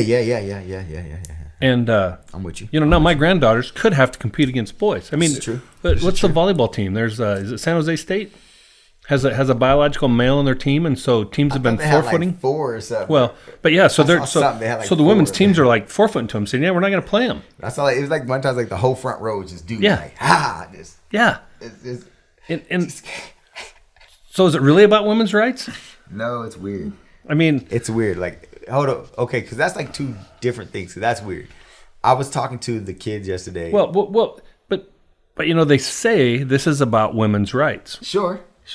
And they if they're both about women's rights, then one of them's wrong, or both of them's wrong. I don't know. About women's rights, about trans. Well, they say it's all about women's rights. So you got the trans women, you've got the Title IX, and there's the trans rights. Well, and trans rights are infringing on women's rights. Yeah, I would say. Now they'd be like, "Oh, two men talking about trans rights infringing on women's rights, because why should the trans or the men be able to talk about the women or whatnot?" And I do identify totally as a man, so I'm not trying to say me too. Like that, I cross over and I can talk for a woman. I'm not saying that. I guess I'm talking as a father of my daughter that I see trans rights in some ways infringing on women's rights when they're trying to like take over what a woman is or what a woman is, like change the definition of a woman. Now that's weird. But really quick on this abortion stuff, I was talking to the kids about this and we said, how weird is it that, and however you feel about abortion, whatever way you want to take it, but why do women only get to choose? What I mean by that is, if a woman can walk away from a pregnancy, and I'm not talking about rape, I'm not talking about incest, I'm not talking about those things, because those things, I think it's common sense that you have to allow a woman to do what she needs to do in those situations. There needs to be a police report. We need to catch these perpetrators and put them away forever, and stop putting slaps on the wrist for people who rape people. And pretty much, so the states have nobody has said, hey, rape, incest, none of that. You can't have an abortion with any of that. Everybody's put provisions in all of their stuff. Now, if anybody wants to say that that's not true, just put it in the comments and let's keep this discussion going. Because if a state is saying that you can't have an abortion when you are raped, let us know, because I want to know. I'm trying to move to Florida. Some people say don't do that because you can't do that. Anyways, but if we're talking about getting an abortion, and let's say the one night stand thing, right? One night stand, you're 19, two 19-year-olds, they're just out of high school, don't have nothing, don't even really know each other. They got drunk, had a one night stand. It's consensual. I'm just not gonna say got drunk. They were drinking, had a one night stand. It's consensual. They weren't drunk to where they didn't know what they were doing. Okay, out there as well. Because I know if you're too drunk, you cannot consent. So they were both consenting adults, 19, under the eyes of the law. Now, the man says, I don't want anything to do with this pregnancy. I don't want anything to do with this child. I want to walk away. Can he walk away? He can't, right? Nope. The state, every state, if I'm not mistaken, if there's a state that isn't doing this, let me know. There'll be a lot of dudes who move there probably. Okay. Every state, they will make you pay for that child through child support. If you don't want to take care of the child, you can't opt out. Well, even if you want to, you may not get any rights to see the child, but you're still going to pay child support. All that. But even if I don't want to see the kid, let's say I'm like, forget that little guy. Like, F them kids. I don't want to see the kid. A man can't opt out. Nope. But a woman can at almost any point. And I know there's some cases where women pay child support or whatever if the man has custody, but when the woman wants to terminate a pregnancy, but most of that's on divorce, which is completely different from this. A whole different little thing. You're right. Yeah. Now, but if a woman wants to have an abortion, and it's her body that is going to keep this other life alive within her, I understand that. Like the life cannot sustain without her. That's why they are the most amazing things ever created on earth is a woman, because she can sustain and grow other life. In my opinion. Now, why the woman is so amazing, one of the reasons, of all the thousands of millions of reasons that women are amazing. And ultimately superior. There you go. Because they do what no one else can, is keep life really going in the world. And it's the most amazing thing in the world. That being said, thank you to all the goddesses and queens. That being said, the woman does definitely have the option to opt out of the being a mother. But the father can't opt out of being a father. Now, I know that's a double standard, and most of the kids are like, oh, that's a double standard. That's not, da-da-da. Now, but I'm going to play devil's advocate, or I'm not devil's advocate, excuse me. I'm going to play like angel's advocate, because fathers, men, if you do that, you have to take responsibility. That's the moral, that's the principle, that's the way the universe is made. You're supposed to be a father. If you do that, if you make that action, you have to be a father. Now, I'm not saying the law, I'm not saying what America, I'm just saying like, that's what I'm telling the young men. I'm like, look, now point blank, you want to opt out, you want to go ahead and have a cheat code, but you don't. Because God doesn't give you a cheat code. You had the ability to create life. You must use that ability in the most responsible way to only create it when you're ready to take care of life. Yep. So it's like, forget an opt-out, and I know this is a double standard. Dudes will be like, oh, dude, that's whack. Like, the dude should have an option too. Like, no, you shouldn't have an option. If you choose to do the act of having sex to have a baby, you can have a baby, you got to be ready for that. So that's how I'm like, And there's No, I'm not saying that other ways have to do it. I'm saying men. But there's other ways to make sure that you're not going to conceive a child. Yes. Yeah. Well, yes. Well, abstinence is the only way you can make sure you're not going to conceive a child. 100%. But also, like, so for the women, of course, there's adoption. There's all these other things that you can do. And I'm not here just saying like I'm pro what's that, or like I'm hardline only pro-life or whatever like that, and I hate that term. And I'm not anti-abortion in every sense. I really do think though that responsibility is huge, and we need to be teaching responsibility. We're not talking about rape here and incest, guys. We're talking about when two people, consenting adults, make a decision to have sex. You gotta just know that that's a thing that can happen.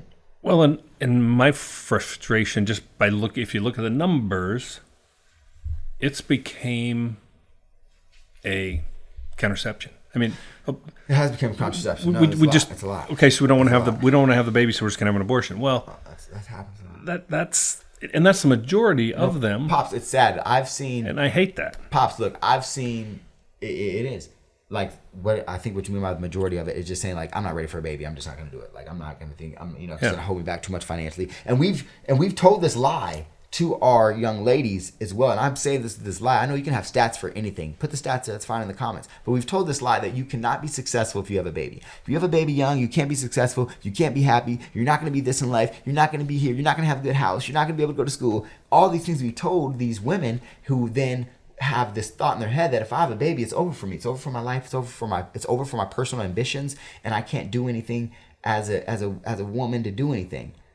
Man, what a horrible lie we've told. When really, as I've witnessed with my wife, and she can talk about it, being a mom is the best and most amazing thing, and has pushed her to do even more amazing things, and has gave so much more purpose. Not saying you don't have purpose before that, but it's gave me a hell of a lot more purpose. Well, it really became her calling in life. And Megan was always kind of trying to figure out what she was going to do, what she wanted to do.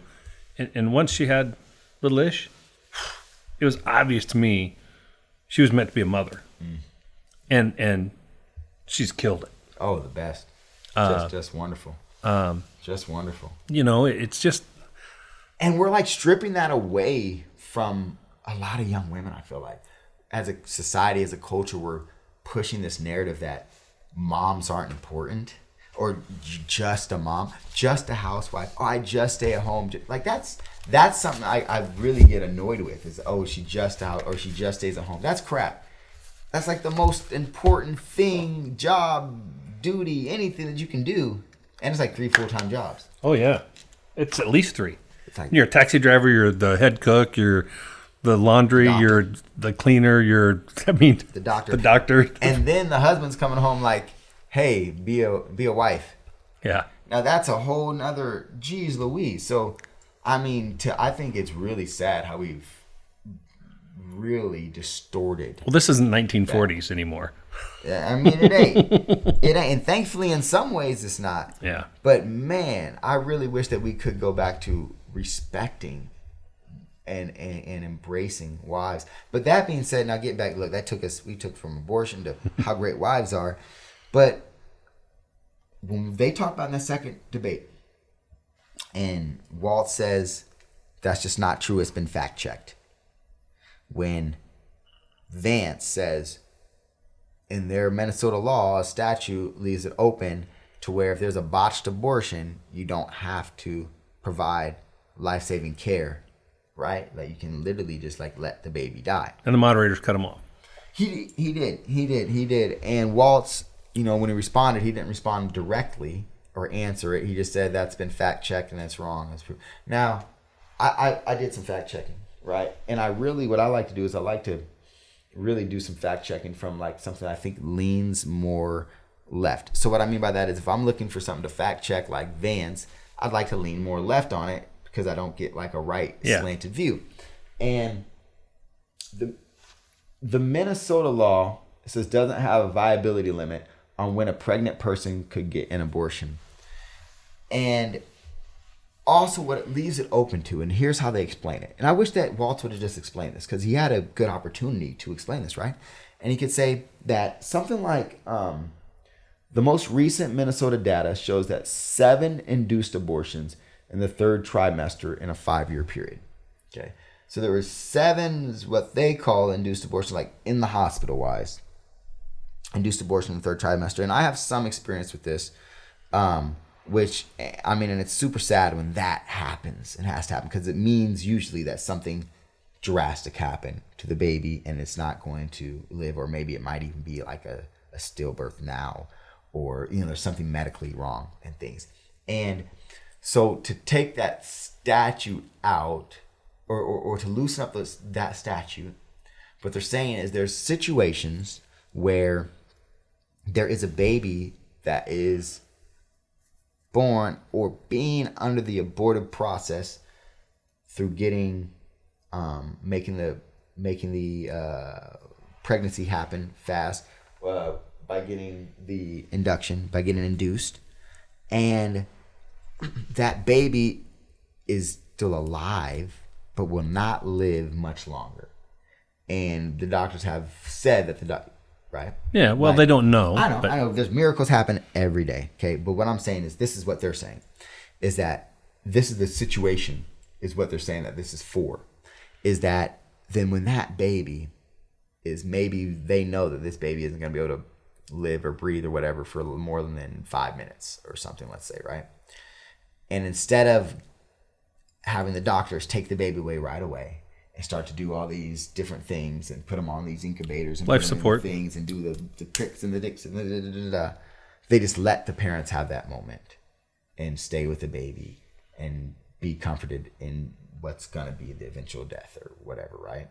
And to be able to leave that decision to the parents of how they want to proceed with their dying baby, or like the heart's born outside the thing, or so, you know, like crazy stuff or something that might happen. And they're saying that that's, and what I'm saying is, I'm not saying that this is what I'm believing or whatnot or why, but this is what they're saying, that when I say they, is how the law was written. Well, and what this eloquent person is trying to explain why it was done, who was kind of defending Waltz, right? This article definitely was defending Waltz, and they're saying this is why it was done, so that you have more choice. So you have more choice of how you're going to spend those last moments or seconds. Now, under that, though, it does leave for just what Vance said. It's not a lie that he said that this statute means that they do not have to perform life-saving care. So under that, it could be, I'm not saying it's happening, I'm not saying it did happen, but it could, and it could happen, though, like this, to where the mother is in post-traumatic or postpartum. I don't want this baby. I don't want anything to do with this baby. I'm, whatever it is, in this other mental state. And then the baby then doesn't have to get life-saving support or life-saving care. Or if there is an abortion happening or whatever, then they don't have to take that. But so I know, like, when you're in a hospital, they have to do so many tests that are like required by law to make sure that so many things are happening. And it really pissed me off, because I hated people coming and trying to prick my baby and take my I'm like, just leave it at how God's going and let's roll. Now, but I think that's what they're saying, is that we should be doing these things to save the baby's life no matter what. And then they're saying that, no, we want the choice to be able to either stay with the baby or not take the care. Now, Waltz, what I have a problem with is Waltz just saying it's been fact checked, that's not true. That's what I have a problem with. To where if he would have explained it like that, I think he wins the debate by far. If he could just say, actually, this is written, so when someone has to induce labor after having something happen, or a stillbirth, or something happen, or then the baby comes out stillbirth, she can just lay and sit with the baby instead of having the baby given away. And he answered it like he didn't know. Oops. Yeah, and I'm doing this. But, he answered it like he didn't know. Yeah, but he could have, and he answered it in like a passive way, like, "Oh, you're ridiculous for even saying that." Anybody who thinks that is ridiculous, when that's not quite the case. It does leave the door open for that. But why couldn't he explain it like that? I think that could have definitely helped his case. Oh, absolutely. Right? And but it's no doubt but Vance didn't lie. Yeah, and there's no doubt they'd have let him elaborate and went all the way through that. 2 minutes on that. Oh yeah, they'd let him go. I think it's important for America. Oh yeah, to hear him go 2 minutes on that, and I think that Vance was pretty. And I hear he's different on the campaign trail. I haven't heard him on the campaign trail. That's the only really time I really heard him. I don't know. So, but I feel like what he asked was just valid questions. And what he said were valid. He said, well, here, just tell me where I'm wrong. Tell me where I lied. It's amazing to me. Vance has been out there doing more interviews than Trump.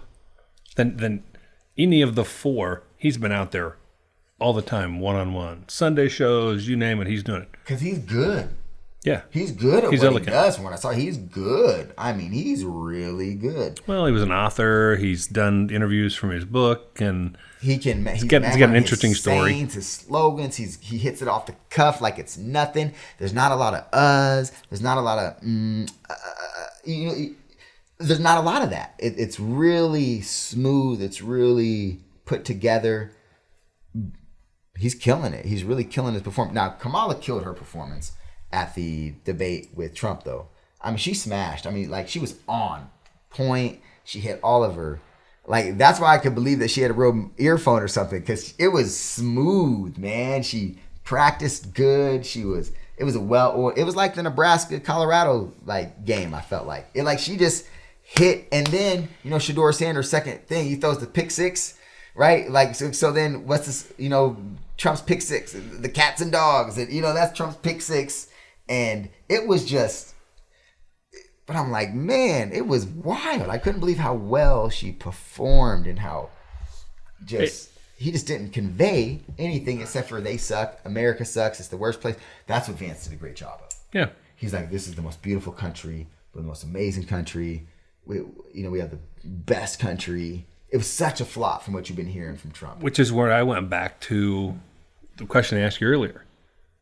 Most important thing is, if something happens to the president, can they take over? Oh yeah. Like, and that's where I'm like, but both I those like that people ticket. should be that should be the presidential debate. Should have been Waltz, Vance. And I'm not saying I like Waltz. I'm not saying I like Vance. But those guys are way better than Harris, Trump. I think they're dope compared to. But Harris got 0 I know. and 20. I mean, that was amazing. The media blitz, publicity they did for her, Ishmael, they did that for you could be president. Well, I could be a great president. and for anybody listening, what is this year? What is 2024? 2028. It's possible, y'all. And my grandfather, Papa John, he said he will never get on a plane again unless it's on Air Force One. So if you want to get Papa John on a plane, I think that should be like my slogan for like going for 2028. Get Papa John on a plane. Like, that's how you do it. You got to vote for me 2028. But no, she went hard. Well, and that wouldn't be Air Force One, because if Trump came to pick him up in Air Force One, I don't think he'd get on. You're right. He wouldn't. He wouldn't. I'm just making it real. You're right. He would not get on that plane with Trump. I'm gonna ask him next time I see him.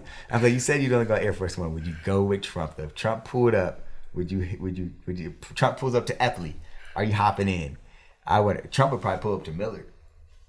Not on that big plane. No, it's not. We're not going to land on Millard runway. It's no, not big enough to too Millard short. runway. Oh man, if he pulled up, that would be hilarious. But again, with that, with the way that Kamala just performed, I was just super. I didn't think that she was gonna come so strong. Like, she came strong. She came so strong. I think it was just such a contrast. When you have somebody really slow, and you see somebody really fast. Yeah. And I think that's because Biden was just so kind of lost that step was just so not there. And then she comes in I can do it. Well, yeah, I'm here. And she spent She's bobbing, weaving, she's jabbing. 10 days, 2 weeks, rehearsing, working on it, going through it. I'm like, Trump, why didn't you rehearse? Because he don't. It's just not him. He's off the cuff. He's not a politician, man. He just rolls. He just. But those two are Waltz, Vance. They're politicians. Oh yeah. And that Vance he was polished, boy. He was polished. So one thing too, I want to go back to. I've been wanting to get his book. Really? Yeah. I gotta check it out. I'll get on Audible and listen to Audible. One thing about Vance, about the Biden debate. I want to go back to that. They gave Biden so much crap for losing his train of thought for a little bit at the beginning, right? He lost train of thought, and it was that was like a safety at the first play of the game or something, right? He just lost his train of thought, and it was like, whoa. I really wasn't bothered by that. I lose my train of thought 50 times a day because I'm doing so much, I'm thinking about so much, and there's so much going on. And I just don't, I hated that people really made that the big focus, right? I would like the big focus to have been on how he's just, going to continue to support Israel and Ukraine, or how he's going to continue to support, whatever it is that I don't like, right? I wanted to hear more of that compared to, and especially anybody who was, there was a lot of people from the left that were really hating on him for that too, about he's lost a step, he's done this and that. I'm like, guys, like, he was pretty okay the whole debate, said what you wanted him to. He lost his train of thought for a little bit. Like, what's the big deal? Well, it was interesting how fast the national media turned on him. They turned on him. I mean, it was like an OJ turn. And it was like Kamala was polling so horrible, worst numbers of a VP ever, to she's our gal and boom, we're pumping her up. Man, it was amazing. Well, then what about, pretty interesting. What about Biden? Sharp, he's on it, he's sharp, he's on it, he's on it. He's not ready now when you Kamala. Well, so it was nobody's ever said anything about that. Coming out of the State of the Union address. The best Joe Biden, I think Morning Joe, it's the best Joe Biden I've ever seen, blah, blah, blah. And 6 months later, he's lost it. We got to get rid of him. Well, I mean, 2 weeks, I think, before it was announced, Kamala was saying how great the guy was. Yeah. He was sharp, he's tight, he's hot. Why you need to change? And I think just at his age. How old is he? 82, I think. 83. Like I said, look, I'm not hating on the man because I've No. never sat with him, so I don't know. I mean, I'm not hating on the man personally. Policy-wise, I don't like any of these guys. But, I don't say any of these guys and none of the policies. I'm not going to say that. That's too broad of a stroke. But I'm just saying, I'm not the biggest fan. But what I'm not going to do is hate on the man personally because I don't know. I haven't sat with him and all these things. And I just can't go off of, you lose your train of thought once. Oh, Yeah. well, I went to the kitchen and forgot what I was looking for. Like, you know what I'm saying? Like, I struggle, and I know we're trying to get things closer to wrapping up here after a couple hours, but I'm not tripping. But I struggle. It's Joe Rogan here. I struggle with politicians being a career, political being a career, instead of. I mean, I think we need term limits across everything. I mean, I think that's the best thing. Maybe the best thing we did in Nebraska. When they try to stop Ernie. Well, but I just mean term limits in general. I know. But they did want to stop Ernie. Yeah, they did. They did want to stop Absolutely. Ernie. Shout out to Ernie, brother. Hey, really quick, I got to talk about this. Ernie Chambers, one day, one of the most proudest moments of my life. I don't agree with everything Ernie Chambers says, of course, but I do love Ernie Chambers. And one day, I was speaking at a judicial, it was some hearing for the Nebraska legislature. It was some committee. And I was talking about, I forget, something about the police or something. Anyways, however it goes, after the thing, Ernie Chambers talked to me and he said, because of young folks like you, I have a lot of hope for the future. That's what Brother Ernie told me. I appreciated that. It made me feel really good. But anyways. Term limits for the Mitch McConnells and Nancy Pelosi's of the world. The Don Bacon and the Deb Fishers. How long have Don Bacon and Deb Fishers been our peoples? Too long. Since I was like a teenager or something. Like, Don Bacon's been a while, right? Don Bacon's been a while. I think Deb Fisher's. She's at least done 4 of them, ain't she? Yeah, I think she's in her 4th term. Ooh, it's too long. I mean, it's all too long. What do you think? 2 terms, right? 2 I think terms, 2 and out. 2 and go, just like president. Yep. Now, can you go back after you stop a year? Like, so you. Yeah, I think you do 2. You wait a cycle. You have to wait a cycle, and then you can go again. Yeah, another 2. And I'm okay with that. Okay. Like, if the people really, really, really, really, really love you. Yeah. Then you sit out 1, and then they'll let you get back in. Yeah, I mean, I think that's okay. I mean, that's really what we do here. I feel it. I mean, it's what the president's supposed to do. Now, hey, can the president go back after a term? They can't go back. 2 and out. They can't ever come back. 2 terms and done. Can't ever come back, huh? But yeah, I mean, I think, if there's a couple of things that I'm definitely for politically, term limits is just no doubt the top of my list. Mm-hmm. And, the second one is we got to figure out how to have a balanced budget. Well, what, people can't get paid before the budget. Like, so if you don't balance that budget, the Congress can't get paid, right? That's all right. That's Warren Buffett. Congress can't get paid if you don't balance that budget. Now, here's the third thing I would add. If you are a member of the United States Congress, you cannot play the stock market. No. You nor your family. So if you're an NFL owner, can you play? Can you do a parlay on Nope. on NFL? Nope. Right? It's like the same thing, right? It's insider trading. It has to be. Yeah. It has to be. Did you see that kid that dropped out of Harvard and made an app that just follows Nancy Pelosi's trades? He's made a shit ton of Oh money. man! And if you just bet like she does, like you're killing like 30% a year or something. Yeah. Like you're just going nuts. Yeah. It's just Craziness. just nuts. I want some of that and action. it's not just her.